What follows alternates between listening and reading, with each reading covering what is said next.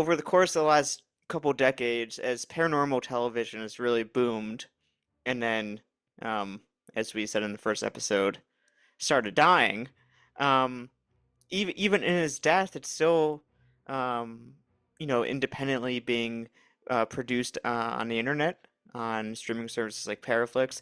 Point being, it's still very much a visual medium, still, even if it's not on TV. And with that, there comes a lot of questions on how to visually showcase and present the stories, the experiences, the paranormal aspects that so many people turn on these shows to watch. Um, Something that's been kind of common across the board and is controversial across the board, not just in the paranormal genre, but in documentary filmmaking, reality television, etc., as a whole, are the use of reenactments.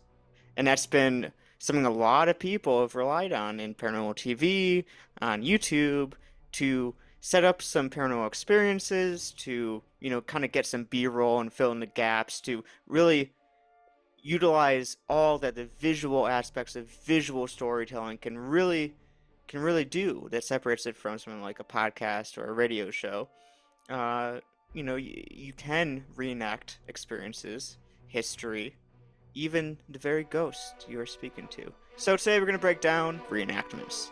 Welcome to our podcast where we take deep dives looking at various topics through a paranormal lens. I know in the past, even just anecdotally, um, there was a story at a haunted location we were filming at about this door that kept opening up on its own. So I set up a B-roll shot that was fairly obvious. Like it was like a close up and like you couldn't see the whole door, and I just kind of like pushed the door slowly to get that good shot of like it kind of opening up to reveal the room, and the good creaking of the door to kind of overlay when they said the door always opens, and it kind of cuts Mm-hmm. to that. There was a Mm-hmm. concern by someone present that they thought that showing that clip might kind of diminish the paranormal aspect and kind of um, play into or kind of not play into but kind of negate some of the authenticity and genuine aspects of our later investigation because it shows us faking the door opening. So what would that mean if later in the night we genuinely capture the door opening? Hmm. So I so are you saying like what's the impact of us purposely opening a door for a I mean that's just shot? one B-roll shot, anecdote. yeah. That's just one anecdotal, um, story I had.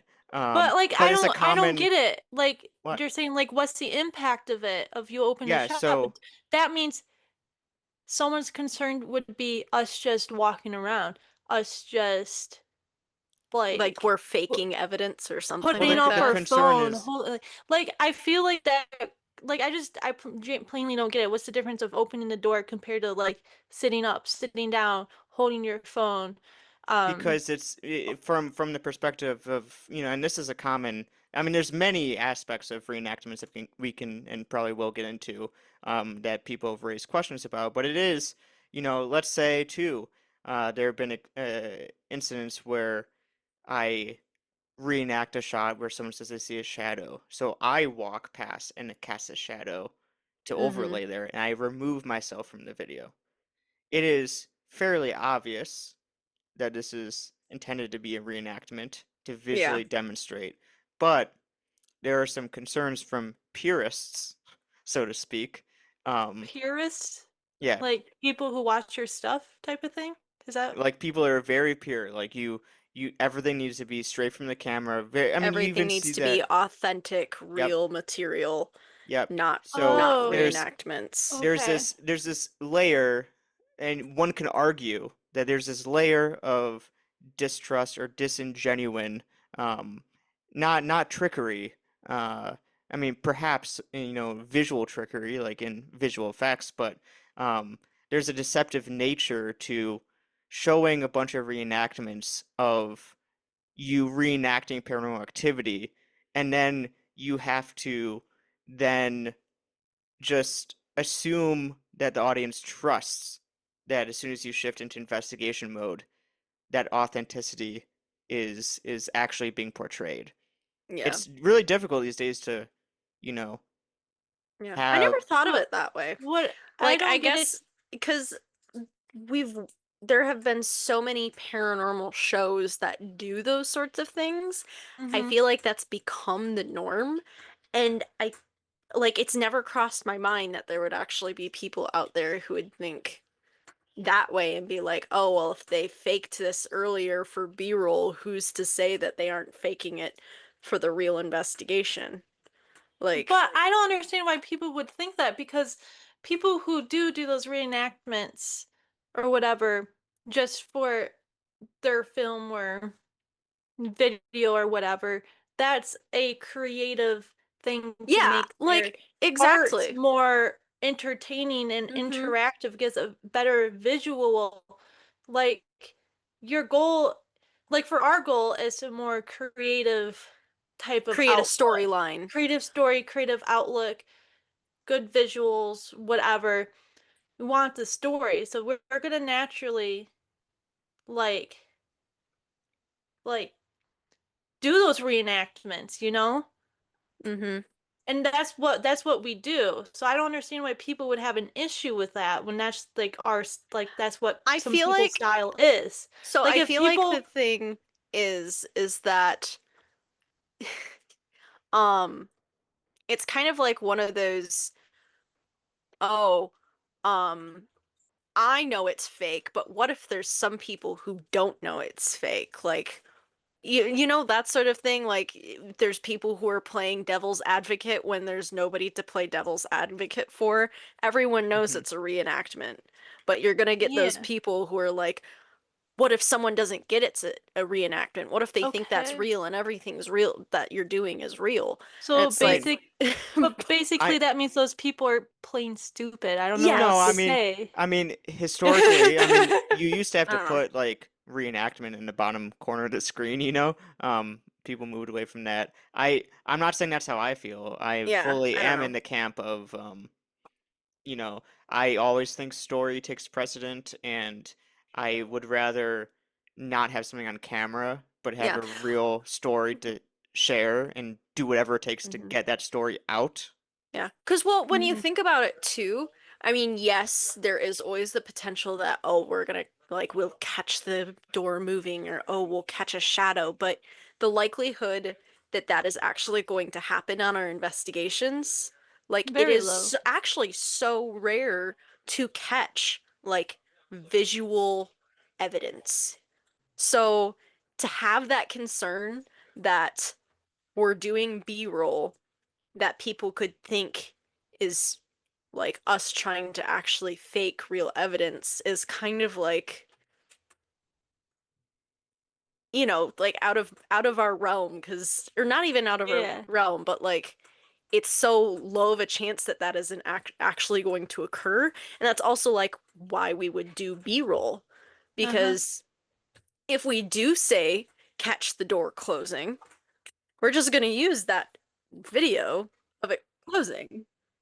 I mean, we don't really catch evidence. I mean, really, if you think about it, like, there's nothing to even fake because, like, we don't catch stuff. None of the stuff we do relies on evidence. It relies on story. Yeah, yeah. Um, and I really don't think when we're making films, what's the goal? Is it to tell a story or to prove ghosts? Because nothing we do, especially as packaged and presented, is proving a ghost. Yeah, true. A lot of the stuff that we do is not like the typical ghost hunter TV shows where we're going to a specific location, it's a lockdown for a whole night, and we're collecting evidence. All of the stuff that Yeah. we do is documentaries looking at further beyond just the investigation.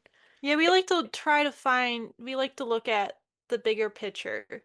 You Yes. know, it's like we might go to a location and we might film part of it, but we're not going to make a whole video just on that location. But there may come a day where we use those clips or videos from that specific location to add to a bigger story of ours. Exactly. Yeah. So long as the hard drive doesn't die. Like, Um, that's a Yeah. lot Yeah. for the possession tape. We used a bunch of different clips and videos from a Yeah, that whole was, bunch I of mean, that different was places. 8 years That's, of yeah. collected different clips from different locations.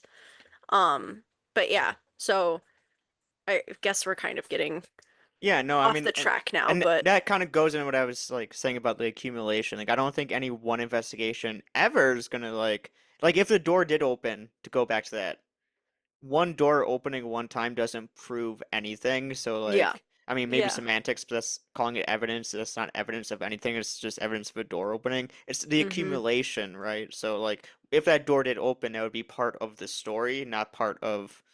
I mean, it would be kind The of evidence, logged, yeah. but like, it's not Yeah. evidence of anything. But anyways, I think this argument when it comes to reenactments comes down to building trust, and Mm-hmm. um there's people take for granted, I think, with the paranormal. Um, you're asking a lot of the audience to believe, especially Yeah. when because that's difficult when we kind of integrate some more woo-woo and esoteric stuff that's not so mainstream. I feel like Mm-hmm. the paranormal, a lot of it is very trendy, and the reason some people are able to get away with not explaining anything, like picture like all the new variations of like the REM pods and the new spirit bells and all this stuff. They don't Yeah. explain what any of these stuff are. As this, they're Sam and Colby. People just assume that they're authentic. But then Mm-hmm. Mm-hmm. if you're someone that has no following and you're super legit and super genuine, but you just say I built this thing, if No one people don't cares. see it on Sam People and don't, Colby, they don't trust. yeah, It's like they don't you trust it. people take for granted how difficult it is to not build an audience, because you can get a bunch of views easy, but to build trust and for people to trust that everything you're putting out Mm-hmm. is as you say it is. Yeah. Yeah. I mean, that's gonna be up to the people. There's gonna be people who don't trust you. There's gonna be people who don't like you, and they're gonna say no matter what, oh, they're faking these things. But I mean, that's just how it is. You gotta put your trust in people and hope that people believe what we actually do is genuine, you know? Mm-hmm. Yeah. I And think there's it nothing else more we can do about it, you know? for me it comes back to, because this is common for like documentaries as a whole, not just paranormal. Like, people question the ethics of like, if you don't get it on camera, can you reenact it or like retrace your footsteps? And it's just like, the camera people are intervening. That's not what documentaries should be. But the true definition of a documentary, as it's taught, I have a degree in documentary filmmaking. It's taught to be the um, artistic representation of reality. Mm-hmm. So already being there with a camera and a crew is going to affect reality. People act differently in front of cameras. We all know that. Mm-hmm. Um, and It's what? hard to catch the real reality of things when you are Hmm. have a camera, you So know? it's already a literal paranormal lens that you're putting on. Um, to name drop a particular podcast that I have a love-hate relationship with. Yeah. Um, I've never listened to it. I should check it out sometime. oh, you love it. Check out Yeah. episode 16. Um, but anyways, you are already with a camera filtering through a lens, and you are using a lot of hindsight, which is another thing people love to do in the paranormal, hindsight bias. That's Mm-hmm. when you're crafting a story, there's a lot of hindsight. There's a lot Yes. of cherry picking moments um, to show a representation of the truth. It is the truth, but it's still a representation of the truth. And Mm-hmm. I tend to lean more in the camp of, if you're already this far removed from reality and it's a representation of reality, it's an honest representation of reality, it it speaks to the truth and it represents the truth, but nothing a documentary ever will portray is the full unanimous, objective reality as it stands or was before you came there to make it. So lean into the artfulness of it too, because it should be artful, it should be entertaining, so long as it speaks to the reality of the situation. And if the reality of Mm-hmm. the situation is that door opens, you can film it opening in whatever way you want, because that speaks to the reality of the situation. That's just my 2 cents. Yeah. Yeah. Mm-hmm. Now, another thing in the paranormal is, and Brie, you kind of mentioned this too, that like horror movies, when they film, they say a lot happens. Yeah. Let's say there are ghosts. Let's just suspend disbelief and assume Mm-hmm. there are intelligent hauntings. I mean, we all know how we feel about intelligent hauntings. So Mm-hmm. maybe it's just me that needs to suspend disbelief here. But let's say there's a ghost that's aware of its surroundings, and it was uh, Mike that got shot in the head and bled out to death.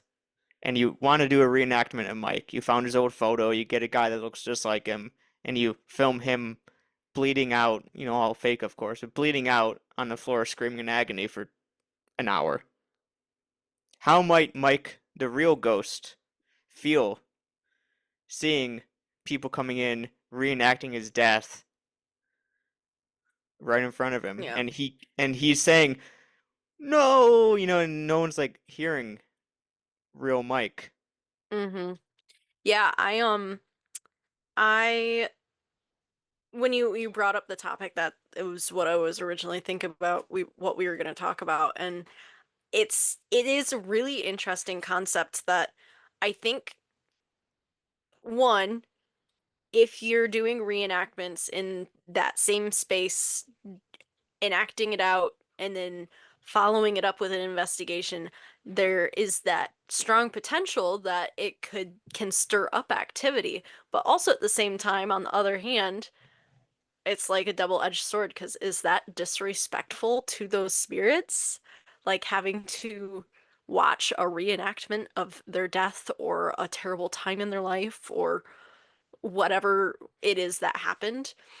Um, and I know I've seen it done on like shows and movies and whatever, not like in mainstream cinema or media where they're creating a movie or a TV show based on the event. I feel Mm-hmm. like that's different because they don't usually do those kinds of recordings on Right. location. It's on set, it's in a different place. But with that, it probably stirs up some sort of energy in Public that area. interest. Yeah, well, no, not necessarily like Oh, spiritual oh, okay. energy. Oh, I'm for my mind. I know what you mean, but my mind went towards like the new like Ed Gein show or whatever. Another callback to a previous episode. Everyone's like on their spirit boxes on TikTok trying to talk to Ed Gein's ghost because it's like trendy.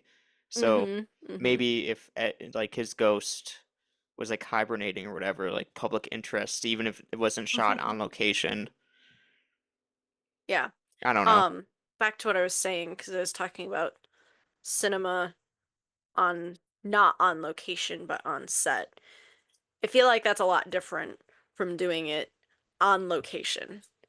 Because like that is the potential that there is, that if we're believing in intelligent hauntings and that person or individual is there, is watching that reenactment. And I feel like, say you rewatching the worst day of your life. Like, how would you feel after that? Like, Well, what I'm wondering is, okay, did you ever hear of people's real life stories about when they died and they get the glimpse of like afterlife or whatever, they see their body from mm-hmm, above. mm-hmm, And like almost every single person who has experienced something like that say that they don't care about their body anymore. Nothing about um what their life was doesn't matter to them anymore. Nothing else matters except for you like nothing about what they have lived matters. So if that's like the case and they see someone reenacting what their death was, I wonder if they would really care, you know? If that if that is true, how people describe it, saying like they don't care about their bodies, they don't care about what happens to their bodies, they don't care um about anything that has happened to them during their lifetimes, would they really care about someone reenacting Yeah. their death, you Then know? then why would they talk to a 20-year-old ghost hunter asking them about their life a I hundred don't years know. later? But that also goes into, okay, well, if there is like a ghost and they're still stuck on Earth or whatever, or not fully into the afterlife or whatever, then maybe that's a whole Yeah, different thing, I was just, you thinking out know? loud about It's a can of wham. can of wham about intelligent hauntings, Um, don't sound so Yeah. intelligent of a idea now that I'm poking more holes into the intelligent hauntings. But anyways, another thing I was thinking of like just now is could doing a reenactment stir up activity just on the basis of like it sets your intentions and like if you know the history so well enough to execute like a full-on spot-on reenactment, like you're in the perfect headspace to Mm-hmm. investigate because you know the history so well that you literally recreated and were able to like reconstruct right down to like the exact, spot on the floor where the person died and period Yeah. dress and everything. It's like, I feel like when it comes to reenactment, if you're doing that sort of reenactment where you were doing it like to the time, to the day,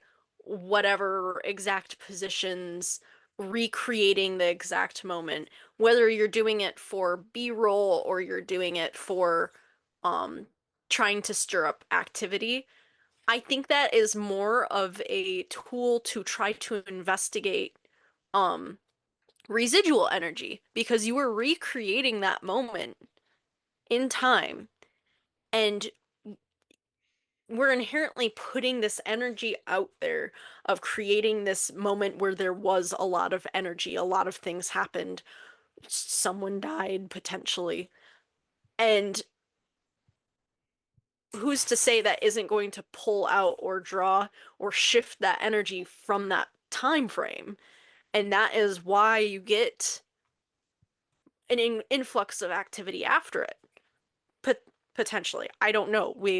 I don't think we've ever tried doing reenactments, and or if there's any like evidence behind an influx of activity after reenactments, but like that is the theory. okay, wait. Um, Mhm.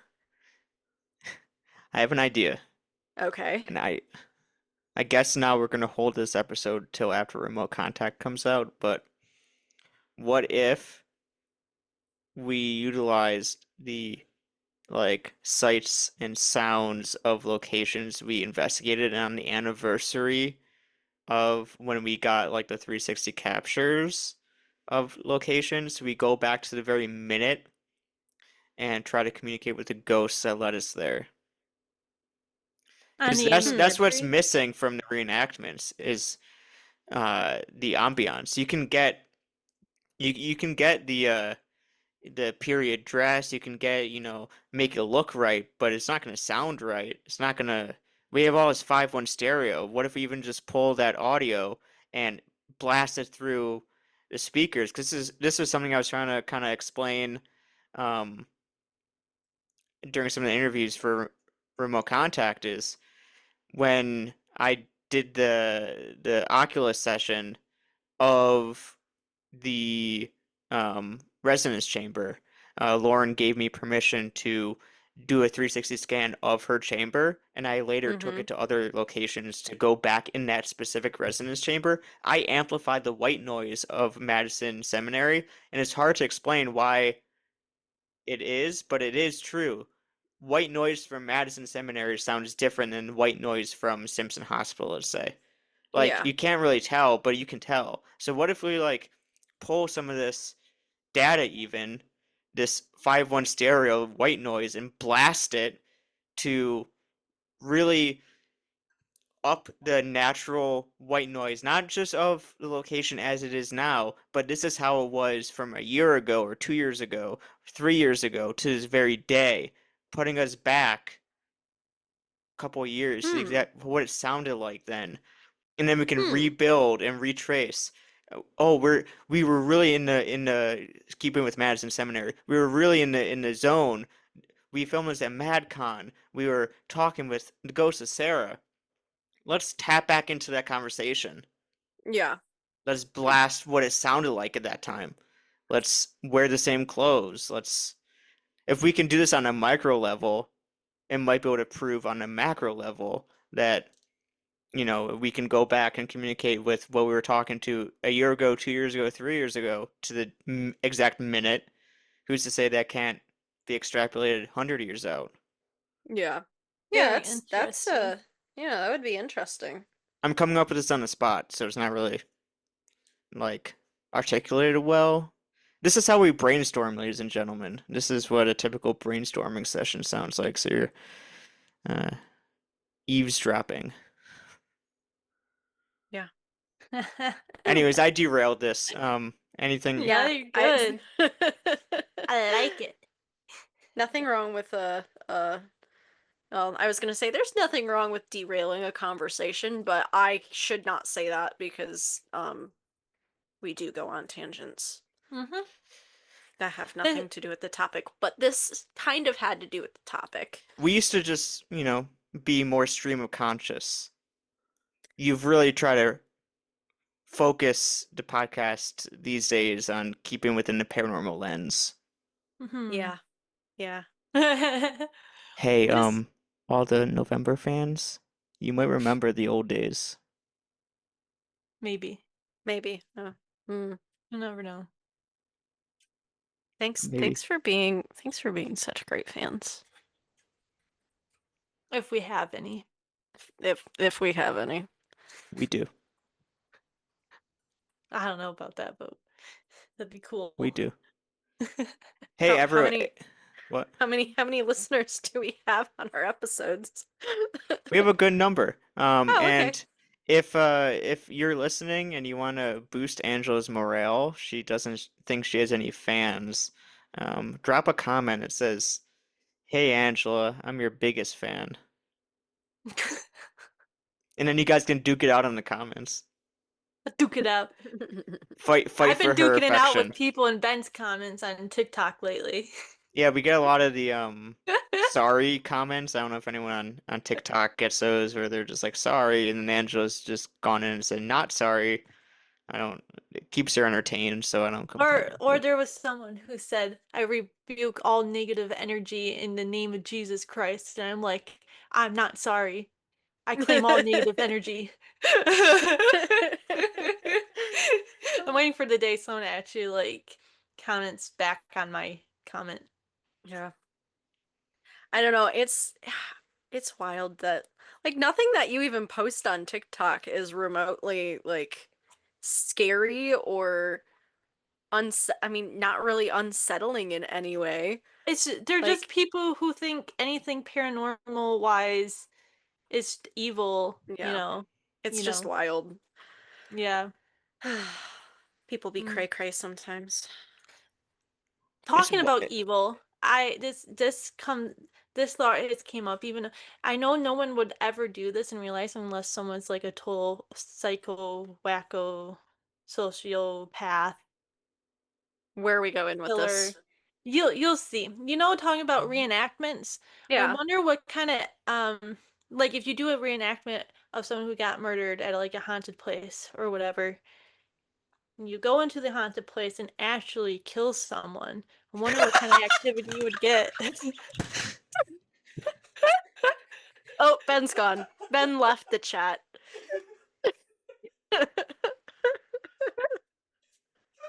I knew exactly where you were going. I knew exactly where you were going with that as soon as you finished what you were saying about like I'm so oh done with geez. this fucking podcast, man. That was Nobody Angela, get you any were ideas. you were this close I'm to not having gonna. a I'm whole just bunch of saying. fans. This is why I'm saying this will probably never happen because no one's ever gonna do this experiment unless you're evil or you're plain fucking psycho.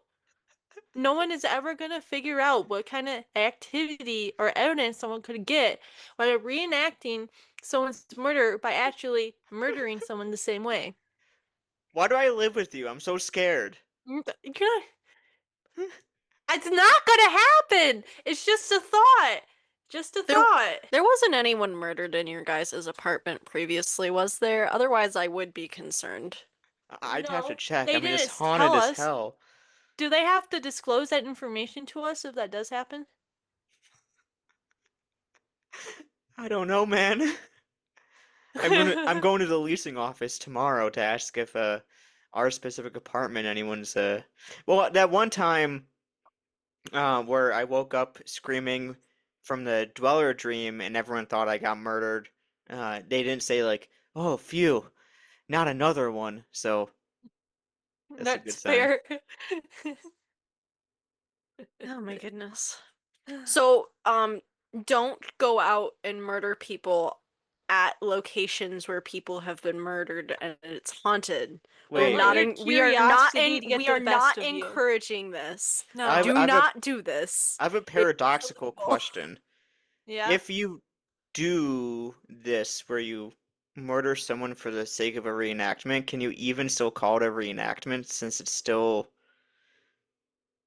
I Well, would say yeah, you it would could. still be a reenactment it because would be it's not the same people. It's not the Yeah. same. yeah, but it would be more deceiving in this case to put this is a reenactment in the bottom corner of the screen because you're showing a real murder on camera. It would probably be a privately enclosed experiment that they wouldn't tell anyone or put it out to the Yeah, that's public. It'd be their self-incriminating. own secret. So it's not even Unless like a they're willing reenactment. to sacrifice their life and go to jail for the rest of your life just for I mean, you can knowledge, then reenact things maybe. and not film But them. yeah. I feel like if you're doing this to prove a ghost, wouldn't you be contaminating the controlled environment by creating a new ghost to try to find the old ghost? Well, what if the person who is murdered is doing it willingly for the reenactment, and then they don't end up becoming a ghost? How about we move on from this topic? That's a good idea. Yeah, let's go I somewhere don't else want to with be this. responsible for anyone doing this. Yeah. I feel like I have to put like a legal disclaimer in the description of this. I mean, Yeah, I in the already stated beginning. that we are not saying you do not do this. I already said that. So, I feel like that's a disclaimer enough. The other thing about like reenactments, I mean, we've been talking a lot about like reenacting someone's death, but like it can also be as simple as like reenacting like when we've gone to Howell Opera House, we've like done um played music or like whatever when we've been there reenacting like what would have been going on in the opera house while investigating. I don't know if we ever got anything like drummed up with doing that, I but you like didn't you sing opera? Because I you're a did. singer, right? Mm, used to You be. know how to do opera music? Yeah, I used to sing opera music. Oh my What's like an God. example? I can't. I don't think I have any of this footage still. So like, I'm trying to I just say for the audio listeners. What did this sound like? Can you reenact I'm the? not no. Hey, hey, hey! Pause the podcast for a sec. Bree, this is an episode about reenactments. It would be really helpful to at least include one reenactment No. in. Mm-mm. So we, It's a hard at, no for her. we enter Hard no. we entertain the Hard whole no. murdering someone idea, but like singing is now I'm bad. not singing on the podcast, No, no, Ben. it's for a reenactment to like make it seem like it was from last time where you No. did it on camera, but I just don't have No. it. It's a reenactment. Also, I haven't sang opera in like 6 years. I really can't anymore. Was that your swan song at the Howell Opera House the last time you sang opera? Yeah, honestly, probably. Mm. Oh, and you don't want to reenact your last time singing so that No, we we can can't. We commemorate can't in the have moment? Brie damage her vocal cords. It's the end of the podcast. Yeah. Hard no. Let's move on. All right. Welcome back to Paranormal Lens. Thanks for sticking with our little pause right there. Um, Mm-hmm. you didn't miss anything. You're so funny. I'm leaving a gap here just in case you change your mind. Yeah, I'm not changing my mind. Okay. Any final thoughts on reenactments? Man, it would have been great if we had one to kind of end this episode on as a auditory and I could reenact the terrible jokes that you like did on the stage of the Howell Opera House because you also did that. oh, I tried You're doing a like, stand-up routine. yeah, you're like, I'm gonna do stand-up comedy on the stage, and I'm like, sure, Ben, you go for that. Because that's something that happened in the Howell Opera House when it was functioning in the early 1900s. And you know what? That experiment didn't work at all because the whole point was to hear some ghost laughter and no one There laughed was at. nobody laughing. Yeah, so it didn't work. We didn't. But then again, no one clapped for your glorious opera singing that no one has any evidence of. I'm sorry, Bree.